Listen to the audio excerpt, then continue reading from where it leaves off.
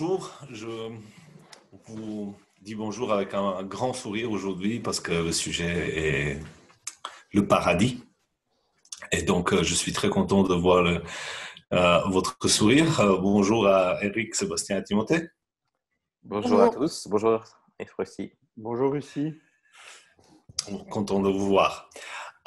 Donc, en introduction, je vais vous lire un passage de Philippiens que Paul écrit alors qu'il était en prison.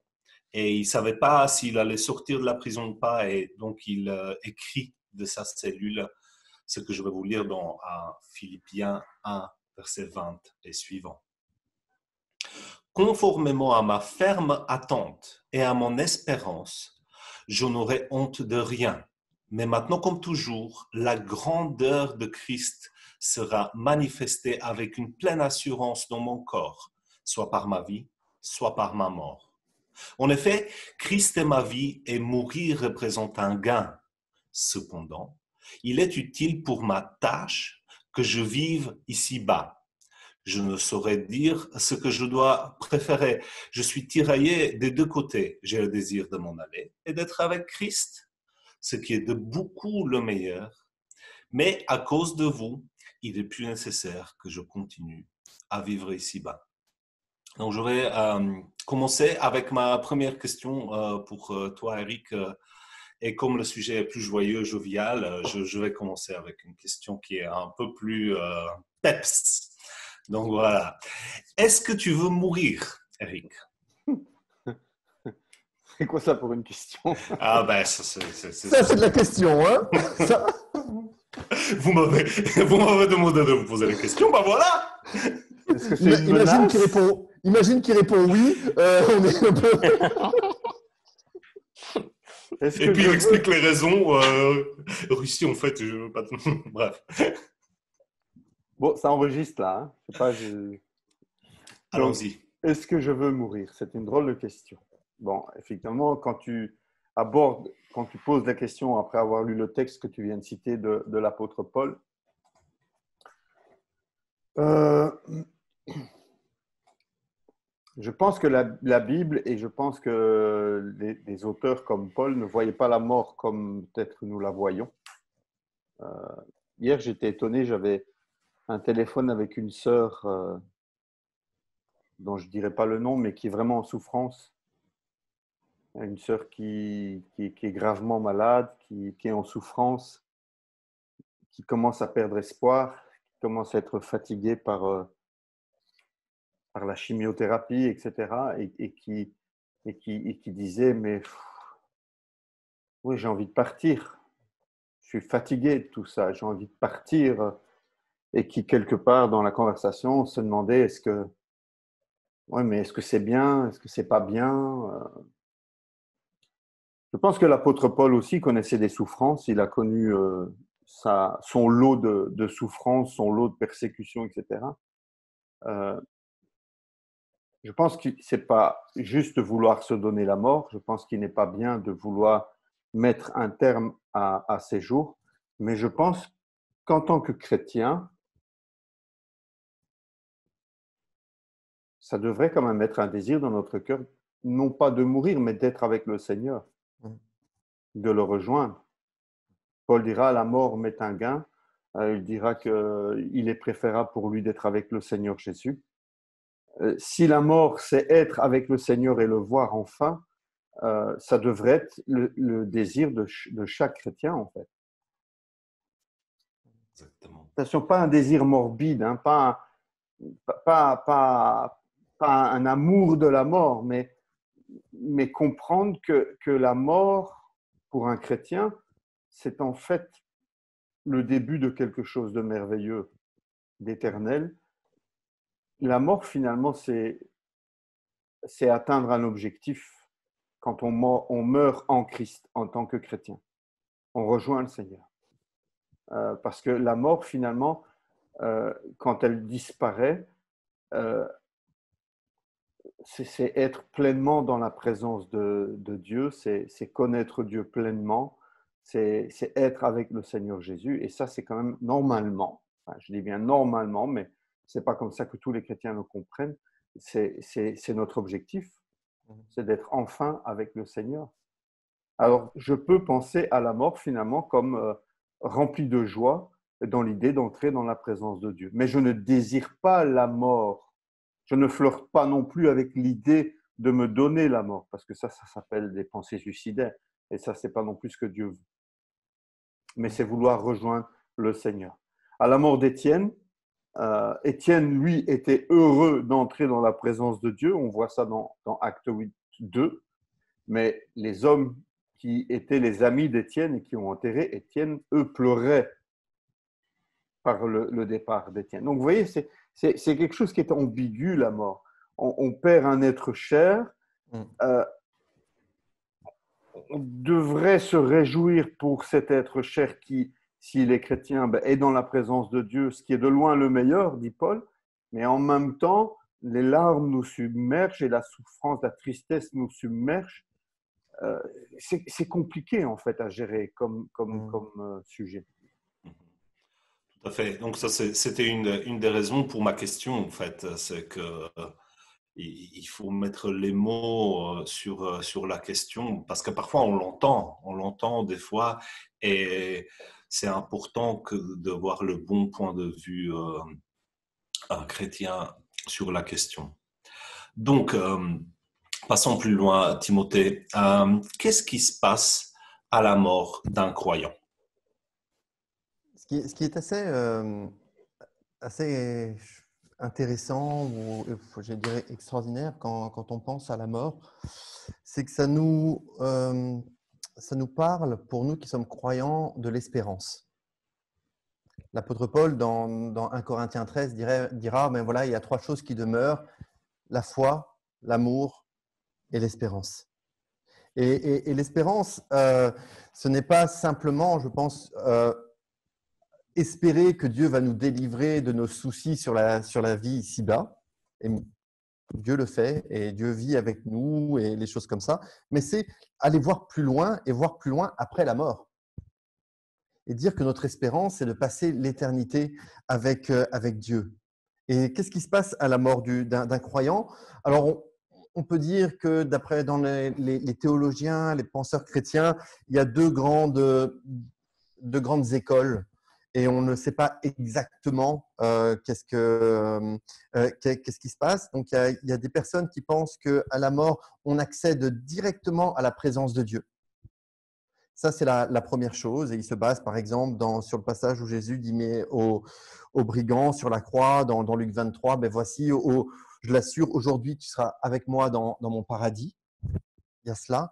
Pour d'autres personnes, alors, les croyants qui décèdent sont dans un état, comme dans un état de sommeil, absolument pas dans la souffrance, ça c'est clair, mais dans un état de sommeil en attente du retour du Seigneur. Et il se base sur certains passages dans Thessaloniciens. Alors, moi, je ne sais pas exactement, parce qu'il y a des arguments des deux côtés, mais ce que je sais, c'est qu'à la mort du croyant, il ne va pas en enfer, il n'est pas dans un lieu de souffrance, il n'est pas dans un lieu même de conscience, à mon avis, mais soit il va directement avec le Seigneur, soit il est dans un état de sommeil ou de léthargie.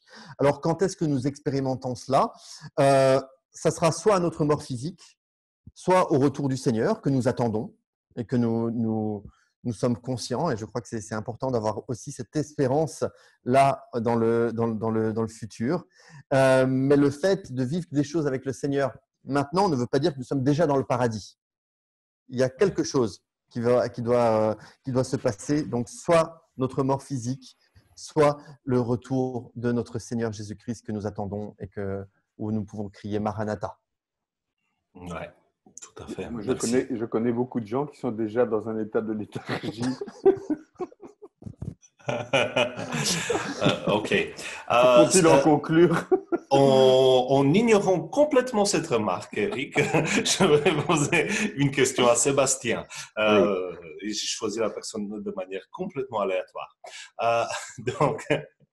Donc, Seb, dans la vie courante, on dit que l'état final d'un chrétien, il est mort et puis après, peu importe, enfin, selon la théorie, mais bref, il ira au ciel avec Dieu.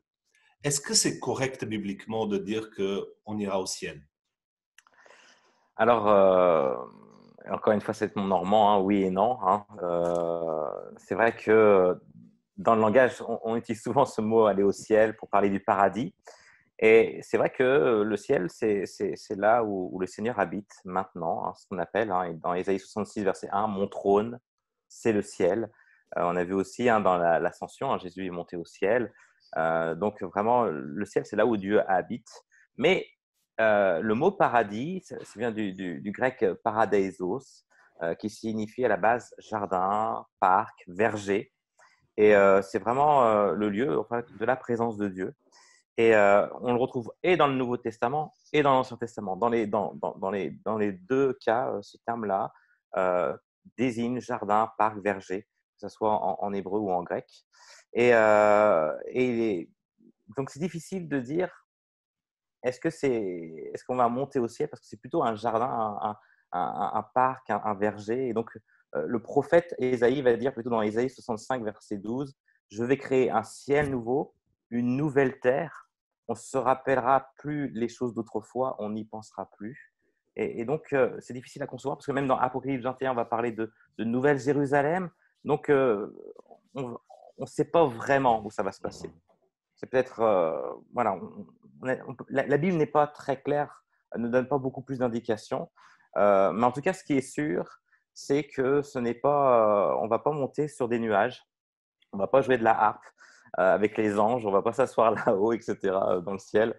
Mais ce qui est sûr, c'est qu'on va louer Dieu pour l'éternité. Hein, dans Apocalypse 22, verset 3, voilà, on va rendre un culte à Dieu et à l'agneau. Et on sera dans la présence de Dieu, dans une communion parfaite. Amen, exactement. Ouais, je me rappelle un pasteur que j'avais il y a bien longtemps, il aimait donner l'exemple en fait pour expliquer comment Jean nous parle de ce qu'il a vu, donc la nouvelle Jérusalem, la nouvelle terre, le nouveau cieux. Lorsqu'il expliquait, il dit souvent et j'ai vu la ville et puis il y avait comme des diamants et comme de l'or et comme ceci et comme cela. En fait, ce qu'il disait était vraiment vrai. Et le jour où on sera dans la nouvelle terre, au paradis, on se dira ah oui, ce que Jean avait dit, c'est vraiment vrai. Mais je crois aussi que le langage est assez limité pour décrire combien le ciel, etc., sera magnifique et ce sera vraiment différent de ce que l'on a. Et donc, il disait, Jean explique dans Apocalypse comment sera la Nouvelle Jérusalem, comme si il y a un hélicoptère qui vient dans une tribu en plein dans la jungle, une tribu isolée qui n'a jamais vu la civilisation. Et donc, il y a un hélicoptère qui se pose et il y avait une personne de la tribu qui voit l'hélicoptère, il voit une dame blanche, blonde, avec les yeux bleus, descendre de l'hélicoptère et puis faire un tour et puis s'en aller. Et puis comment cette personne de la tribu va retourner auprès des autres dans la tribu et expliquer ce qu'il a vu. Ben, il va dire, il n'y a pas de mot pour hélicoptère, pour femme blonde, ces choses n'existent pas. Donc il va dire, ah ben c'était comme un oiseau, comme qui est venu mais gros et puis plein de bruit, etc. Et c'était comme une femme, mais pas vraiment une femme, etc. Et ses yeux étaient comme l'Amazonie, enfin le fleuve, etc.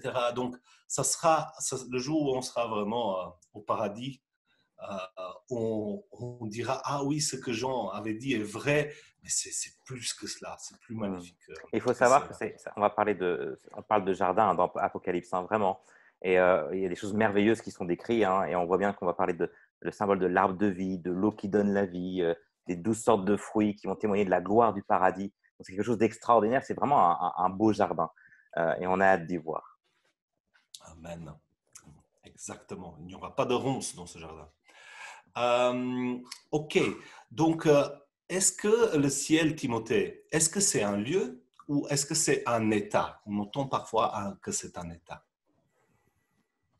Alors, on pourrait dire les deux, dans le sens où le ciel est un état, parce que nous passerons d'un état de péché à un état glorieux, et où nous serons en pleine communion avec Dieu. Alors, c'est vrai qu'aujourd'hui, sur Terre, nous pouvons vivre de belles choses avec Dieu, nous pouvons vivre une magnifique relation avec Dieu, mais ce que nous vivons maintenant, ce n'est qu'un avant-goût, hein, que des prémices, que les arts de l'esprit, comme nous dit la parole, de ce que nous vivrons pleinement quand nous serons avec le Seigneur dans son paradis. Donc oui, on peut dire que c'est un état, mais c'est aussi un lieu quand on voit, par rapport simplement à ce que Sébastien a dit dans le livre de l'Apocalypse, il est parlé d'une ville, et c'est quand même aussi quelque chose de géographique, de physique. Donc, à la fois un état, à la fois un lieu, et je crois que quelque part, il faut aussi se rendre compte qu'en tant qu'homme ou femme, notre vocabulaire est limité, notre compréhension est limitée de ce que sera vraiment la pleine communion avec le Seigneur. Donc, oui, un état, oui, un lieu, mais oui, quelque chose qui dépasse notre compréhension. Je vais vous inviter à chacun de vous, quand vous avez vu ce FAQ, de lire en fait sur le jardin, ce que Dieu dit sur ce jardin-là, dans les 2 premiers et 2 derniers chapitres de la Bible. Donc là, on vient de parler de l'Apocalypse, le tout dernier partie, explication du jardin. Apocalypse 21, 22 et Genèse 1 et 2. Ça serait vraiment utile de voir ce que Dieu a à nous dire. Donc, Eric, encore une question pour toi, une question pas nécessairement facile, débattue. Dieu donc va créer une nouvelle terre et un nouveau ciel, de nouvelles choses, ou bien est-ce qu'il va renouveler l'existante, la terre qui est là maintenant? Pendant longtemps, je me suis simplement attaché à une compréhension littérale du texte, créer un nouveau ciel et une nouvelle terre. Et je pensais qu'il n'y avait que cette approche-là, mais dernièrement, apparemment, certains comprennent plutôt un renouvellement. Mais bon, finalement, que ce soit une nouvelle terre, de nouveaux cieux ou ceux existants qui sont complètement renouvelés, moi, je ne vois pas trop où est l'importance finalement. Mais ce qui est certain, c'est que dans l'état où sera la terre après les 7 sceaux, les 7 trompettes et les 7 coupes de l'Apocalypse, il y aura besoin de gros travaux. Parce que l'état de la terre à la fin de cette tribulation est dans un état lamentable. Et voilà, quand on achète une maison et elle est délabrée à un point pas possible, on abandonne facilement l'idée de la rénover. On préfère tout raser et tout recommencer, ça coûte moins cher. Et je pense que dans l'état où sera la terre, Apocalypse 21, chapitre 21, verset 1 nous dit « Puis je vis un nouveau ciel et une nouvelle terre, car le premier ciel et la première terre avaient disparu et la mer n'existait plus. » Donc, moi, je pense quand même pour une nouvelle terre et de nouveaux cieux, différents, avec la mer qui n'existe plus. Et ça aussi, moi, j'ai de la peine avec ça.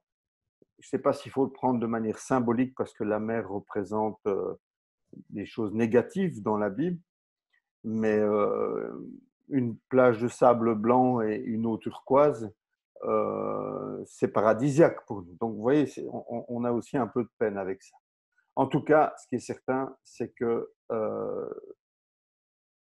renouvelé ou nouveau, on sera dans quelque chose de neuf, de quelque chose de parfait, de quelque chose de beau, de quelque chose qui n'est plus entaché par le péché, qui n'est plus sous la malédiction du péché. Je pense qu'avec notre imagination, on a du mal à saisir ce que ça peut être. Moi, ce que je trouve interpellant, c'est, enfin, je ne sais pas si tout le monde est comme moi, mais c'est la fascination qu'on a pour les beaux jardins. Non, ce n'est pas le cas de Timothée. Tu aimes te promener dans un beau parc. Tu aimes te promener dans un beau parc. On aime les endroits paradisiaques. Oui. On ne va pas en vacances sur la déchetterie à Calcutta, sauf si on veut faire de l'humanitaire. Généralement, on part en vacances dans des endroits qui nous offrent un dépaysement, un luxe et une beauté supérieure à celle que l'on a l'habitude de connaître. Et il y a en nous, en l'homme, il y a une soif, une faim, un besoin inné de retrouver le jardin perdu. Vous pouvez tourner ça comme vous voulez, mais quelque part, on est sans cesse à la recherche du paradis perdu. C'est vrai. Et ce que Dieu nous prépare, Ça, c'est c'est beau. vrai. C'est vrai. Ok, merci, c'est vrai, c'est nouveau. Sébastien, donc qu'est-ce que la Bible nous dit en fait sur cela? Quelles sont les similitudes et les différences entre la nouvelle création et celle dans laquelle nous vivons maintenant? Alors, sur la première création, on expérimente forcément les effets de la chute. Donc, tout ce qui est vieillissement, tout ce qui est maladie, les catastrophes naturelles, épines, chardons, serpents venimeux, champignons vénéneux, etc. Et donc, suite au péché d'Adam, il est marqué dans Genèse 3, versets 17 à 19, que Dieu maudit le sol et qui se permet de produire des épines, des chardons. Mais Paul affirme que dans Romains 8, verset 21, que la création elle-même sera délivrée de la puissance de corruption. Et donc, il n'y aura plus de maladie, il n'y aura plus de mort, il n'y aura plus de catastrophes naturelles, il n'y aura plus d'épines, de chardons, etc. Et Dieu va vraiment libérer cela. Donc, il n'y aura plus de maladie, il n'y aura plus de mort. Et c'est ça aussi cette différence, c'est qu'il y aura la vie quand on sera avec Dieu. Et même si ces effets sont atténués par le salut, parce que Jésus a fait à la croix et l'œuvre du Saint-Esprit, eh bien, il y a encore des effets sur nous. On l'a vu ces temps-ci avec les différents décès que nous vivons ou les maladies. Dieu guérit les malades, mais pas toutes. Dieu préserve de certains désastres, mais pas toutes, et pas tout le monde. Dieu a un plan beaucoup plus grand que l'on pense. Son désir, c'est qu'on soit proche de lui, qu'on soit avec lui pour l'éternité. Son désir n'est pas de guérir tout le monde. Son guérir, c'est que notre âme puisse être avec lui. Et ça, c'est là la différence. Il y a aussi, entre la première création et la deuxième création, il y a différence du côté éthique. Il y aura la destruction du péché et de ses effets. Dans 2 Pierre 3, verset 13, il est marqué « Nous attendons donc un nouveau ciel et une nouvelle terre où la justice habitera. » Et voilà, donc c'est ce que va être le paradis. Il n'y aura pas de péché. Il n'y aura pas voilà, de cela, quoi. Merci, wow, c'est magnifique. Et donc, on voit, donc merci, c'est bien important. On a vu ce côté-là de comment ça sera. Mais Timothée, est-ce que tu pourrais peut-être nous parler de nous dans cet état-là?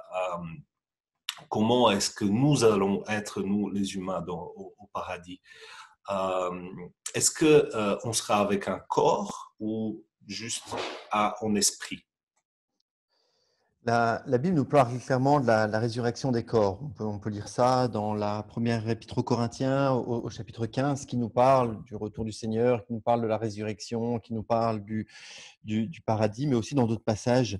Dans Philippiens 3, 21, il est dit aussi que Jésus transformera notre corps misérable pour le rendre conforme à son corps glorieux. Donc, il y a quand même cette espérance de la gloire, que Dieu va transformer notre corps, qui ne sera plus sujet à la maladie, à la vieillesse, à la mort, qu'il y aura aussi l'immortalité. 1 Corinthiens 15, 53 nous dit « En effet, ce corps corruptible doit se revêtir d'incorruptibilité et ce corps mortel doit se revêtir d'immortalité. » Il y aura toujours cette question de corps, mais quelque chose de différent, quelque chose de glorieux, quelque chose de meilleur, parce que on n'aura plus j'allais dire les contraintes de la vie terrestre et les lois terrestres, mais on vivra dans une vie éternelle avec le Seigneur, dans quelque chose de nouveau. Le seul exemple qu'on a de corps glorieux, c'est celui de Jésus pour l'instant. Et donc, en regardant le Jésus ressuscité, ce qu'il a pu faire, on a une petite idée de à quoi pourrait ressembler ce corps. Hein. Jésus a mangé avec ses disciples. Donc, apparemment, ça serait un corps qui nous donne la capacité de goûter, de manger. Je ne boirai plus de ce vin jusqu'à ce que je sois dans le royaume de mon Père. Donc, Jésus s'attendait à boire du vin meilleur encore. Jésus pouvait apparaître à un endroit porte close. Il pouvait marcher avec les disciples d'Emmaüs et puis tout d'un coup disparaître, se retrouver à un autre endroit. Et donc, on a comme ça quelques indices, mais c'est vrai que ce sera un corps qui ne sera plus limité avec les limites qu'on a actuellement. On peut rêver maintenant. Hein. On peut aussi se mettre à rêver à partir de ce qu'on voit de Jésus. Oui, exact. Oui, donc, mais clairement, on voit que c'est un corps physique quelque part. Il y a quelque chose de réellement physique. Ça ne sera pas juste quelque chose, son corps, comme un esprit ou une âme qui sera clairement, mais différent. Clairement, Dieu nous en parle en tant que glorifié, glorieux, un corps différent. La Bible parle aussi du corps de Jésus, comme tu as dit, Eric, comme un corps glorifié à cela. Donc, certainement différent et changé. Adapté à vivre dans la présence de Dieu et adapté à vivre pour l'éternité dans la présence de Dieu. Exactement. Exactement. Donc, immortel, certainement. Sébastien, donc on vient de parler du côté physique, du paradis, du côté de paradis, mais pour toi, qu'est-ce qu'il y a de plus important comme changement, quelque chose qui va changer par rapport à ici sur Terre? Qu'est-ce qui va être différent comme marque la plus importante? Ça c'est clair. C'est notre communion avec Christ qui sera parfaite. Ça, c'est la chose la plus importante. C'est vrai que nous sommes déjà en Christ sur terre, mais quand on sera avec lui, ce sera une toute nouvelle dimension. Il faut imaginer que le péché ne se séparera plus, nous serons plus attristés. On aura vraiment une communion sans obstacle avec lui. Et Christ sera au centre de la nouvelle création. Ici, quand on est sur Terre, en tant que chrétien, on essaye de mettre Christ au centre. On sait que c'est Christ qui doit être au centre de nos vies. On essaye de faire en sorte que Christ vive pleinement et qu'il soit le centre de nos attentions, etc. Mais on sait très bien que la chair, le combat, etc., c'est pas forcément évident. Alors qu'au ciel, Christ sera au centre. Et il n'y aura pas d'obstacle du tout. Et moi, je suis convaincu que lorsque on sera au ciel, on sera au paradis, en fait, moi, j'en entends souvent des chrétiens qui disent « Moi, j'ai plein de questions à lui poser ». Et moi, je suis convaincu que lorsqu'on sera dans la présence de Dieu, on sera tellement émerveillé, on sera tellement ébloui, on sera tellement dans cette communion parfaite qu'on n'a même plus de questions à lui poser. On sera là à lui rendre gloire, à l'honorer, à l'aimer, et ce sera merveilleux. Il faut imaginer, ni deuil, ni souffrance, il y a rien de tout cela, quoi. Alors, ça ne signifie pas que nous serons comme Dieu, hein, c'est sûr. Hein. C'est vrai que il y en a qui disent on sera comme des dieux. Non, non. Seul Dieu, il est omniscient, il est omnipotent. Mais même si notre communion avec Dieu sera parfaite, nous passerons l'éternité à apprendre à le connaître et à le louer et à l'adorer. Et je pense que l'éternité suffira même pas d'ailleurs pour le connaître. Tellement qu'il est grand, tellement qu'il est merveilleux. Et on ne s'ennuiera pas. On s'ennuiera pas. On sera ébloui, on sera émerveillé. Et voilà. Ouais, c'est vrai que quand on pense à l'immortalité, à un corps glorieux avec qui on sera pour l'éternité à apprendre à connaître et à louer et adorer Dieu, on est rempli de joie et vraiment, c'est magnifique comme description de ce que Dieu nous donne. Alors, Eric, maintenant que l'on a vu tout cela et que l'on a parlé un petit peu du paradis, j'ai une question. À quoi cela devrait nous faire penser? Que faire en fait? Ça nous pousse à quoi? Moi, j'ai une réflexion que je pense qu'il faut qu'on fasse ce soir, c'est quand on parle avec des chrétiens et qu'on leur demande un petit peu quelle est leur conception du paradis, ils vont vous citer plein de choses extraordinaires, une belle maison, puisque Dieu dit qu'il nous prépare une place. Euh, on essaye de s'imaginer un lieu extraordinaire, la paix, l'absence de souffrance, etc. Et finalement, très peu citent en premier lieu être avec Dieu, être avec Christ. Si tu n'aimes pas ta belle-mère et qu'on te dit que le paradis, c'est de vivre l'éternité avec ta belle-mère, tu vas quand même avoir du mal à te dire waouh, quel paradis, quoi. Je pense que la première chose qu'il faut faire en prenant connaissance de tout ce qu'on a partagé ce soir, c'est d'apprendre à aimer Dieu. C'est aimer Dieu, c'est développer une relation avec lui. Si j'envisage le paradis comme quelque chose d'ineffable, de magnifique, de beau, un truc paradisiaque, mais qu'il n'y a pas Dieu dans mon équation, je pense que j'ai rien compris. Hein. C'est le plus important. Ben oui, enfin, les descriptions que la Bible nous donne, quand Paul dit, mais c'est être avec Christ son but. C'est pas d'être dans une belle villa, c'est pas de jouir d'une joie éternelle. Ça fait partie de cela. Mais ce qui motive Paul, c'est d'être avec Christ et de connaître Christ. Le souci d'une épouse, c'est d'être avec l'époux. Je vais marier mon fils bientôt, là, dans des conditions un peu compliquées à cause du Covid-19. Mais ma future belle-fille, Marie, l'idée du mariage, c'est pas juste d'être dans un appartement, de quitter ses parents. C'est pas seulement de jouir du nouveau salon qu'ils viennent d'acheter. Son but, c'est d'être avec Stanley. Comme Stanley a pour but d'être avec Marie. Et malheureusement, dans l'Église aujourd'hui, c'est triste à dire, et peut-être que certains vont se reconnaître là-dedans, mais le but de beaucoup de chrétiens, c'est pas d'être avec Christ, c'est d'avoir la vie éternelle, de jouir d'une paix éternelle, d'une joie éternelle, de jouir du paradis. Ils s'imaginent le paradis comme un endroit extraordinairement beau, des vacances éternelles, une santé éternelle. Mais ils enlèvent Christ de l'équation, ils enlèvent Dieu de l'équation. Et j'ai bien peur que ce genre de chrétiens-là ne connaissent pas le paradis.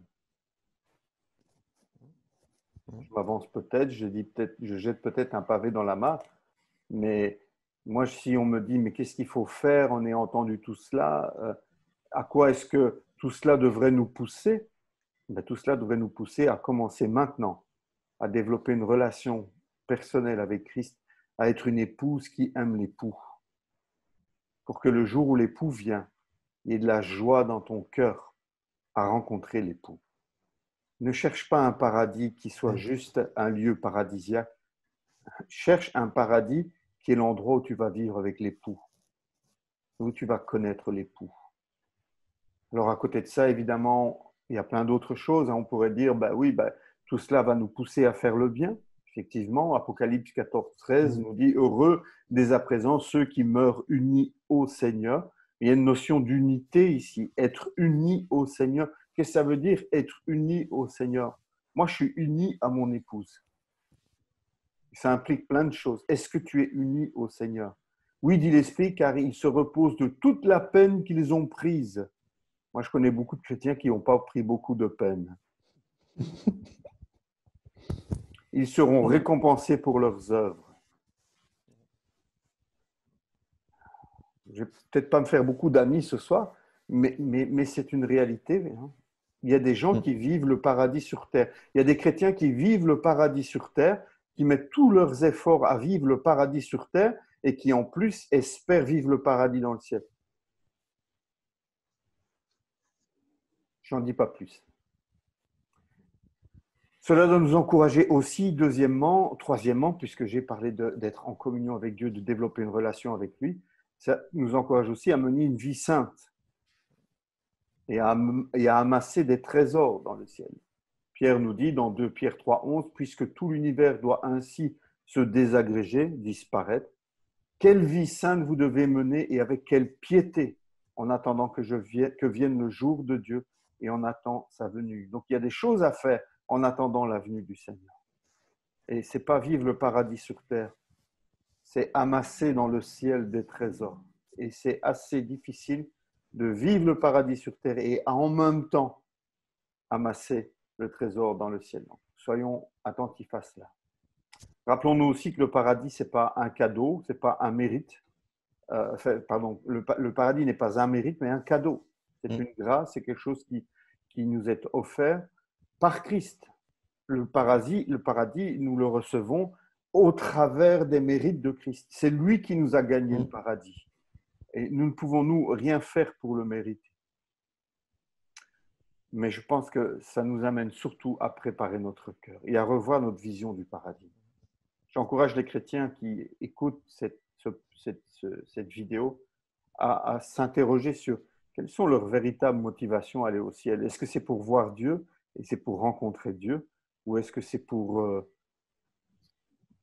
faire un genre de upgrade de la vie paisible qu'ils mènent déjà maintenant en disant « Waouh, ce que je vis maintenant sera encore mieux au ciel ». Si c'est ça votre vision du paradis, je ne suis pas sûr que vous risquez de rencontrer le paradis. Comme on l'a dit dans un autre FAQ sur l'enfer, le but de Dieu, c'est par amour qu'il fait toutes ces choses. Le ciel, l'enfer existe à cause de l'amour de Dieu, et le paradis existe aussi à cause de l'amour de Dieu. Mais si tu n'aimes pas Dieu, le paradis va ressembler à un enfer pour toi. La vie éternelle, disait Jésus, c'est qu'ils te connaissent. Est-ce que tu es intéressé à connaître Dieu? Est-ce que tu es intéressé à le connaître déjà maintenant?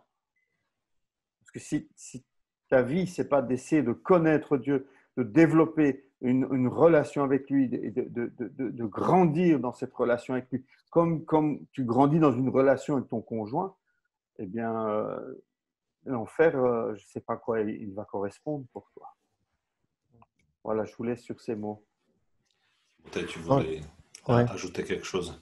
Oui, moi je rejoins tout à fait le pasteur Eric dans cette vision. Moi, quand je pense à la question du paradis, il y a toujours ces paroles de Jésus dans Apocalypse 21 qui reviennent et qui disent « Mais voici, je fais toutes choses nouvelles ». Et on a vraiment besoin d'avoir notre intelligence renouvelée par rapport à ça. De se dire, bah ouais, finalement, le paradis sur terre, je suis bien. Et c'est peut-être aussi une des raisons pour laquelle on ne pense pas beaucoup à l'enfer et au paradis. C'est parce qu'on est bien. Et on est bien avec Dieu, on est bien avec Jésus, on vit de bonnes choses et on est dans un certain confort. Et soyons, soyons lucides aussi sur la forme de confort que nous pouvons avoir en tant que chrétiens en Belgique aujourd'hui. Alors bien sûr, avec le Covid-19, il y a beaucoup de choses qui ont normalement poussé à notre réflexion et à relativiser certaines choses, mais il y a ce confort. Et parce que nous sommes confortables, nous ne pensons pas à l'avenir. On est bien. Alors bien sûr, on a des petits bobos, bien sûr, on a des petits problèmes, mais on est bien. Et je ne dis pas qu'il faut rechercher à être mal ou rechercher la persécution. Je ne suis pas en train de dire ça. Mais ce que je suis en train de dire, c'est que parce qu'on est bien, on n'a plus cette vision d'avenir, ou en tout cas très peu. Et ça peut poser problème, parce que je crois qu'il y aura des surprises. Il y aura des surprises. Il y a un jour une dame âgée qui me disait « Je pense qu'au ciel, on aura des surprises. » Et peut-être qu'il y a des gens qu'on s'attend qu'ils y soient et qui n'y seront pas. Et peut-être qu'on aura des gens qui, finalement, qu'on ne s'attend pas, mais qui sont quand même. Alors pour conclure, si tu me laisses encore 2 minutes, Russie. Bien sûr. J'aimerais juste relire quelques versets dans Apocalypse 21 par rapport à ça. Parce que ça nous donne aussi la vision de ce que nous dit la parole de Dieu par là. Et je vais lire les 5-6 premiers versets qui disent « Puis je vis un nouveau ciel et une nouvelle terre, car le premier ciel et la première terre avaient disparu et la mer n'était plus. Et je vis descendre du ciel, d'auprès de Dieu, la ville sainte, la nouvelle Jérusalem, préparée comme une épouse qui s'est parée pour son époux. Et j'entendis du trône une forte voix qui disait « Voici le tabernacle de Dieu avec les hommes. Il habitera avec eux et ils seront son peuple et Dieu lui-même sera avec eux. Il essuiera toute larme de leurs yeux et la mort ne sera plus. Et il n'y aura plus ni deuil, ni cri, ni douleur, car les premières choses ont disparu. Et celui qui était assis sur le trône dit, « Voici, je fais toutes choses nouvelles. » Et il dit, « Écris, car ces paroles sont certaines et véritables. » Et il me dit, « C'est fait. Je suis l'alpha et l'oméga, le commencement et la fin. À celui qui a soif, je donnerai de la source de l'eau de la vie gratuitement. Celui qui vaincra héritera ces choses. Je serai son Dieu et il sera mon fils. » Amen. Amen. Quel magnifique passage. Quel magnifique passage. Et en fait, pour conclure, je prends les versets là que tu viens de lire et c'est clair que Jésus est le centre, l'essence du paradis. Toutes choses émaneront de Jésus qui sera au centre du paradis. Et j'aime beaucoup en fait la comparaison que tu viens de faire, Eric, avec le mariage.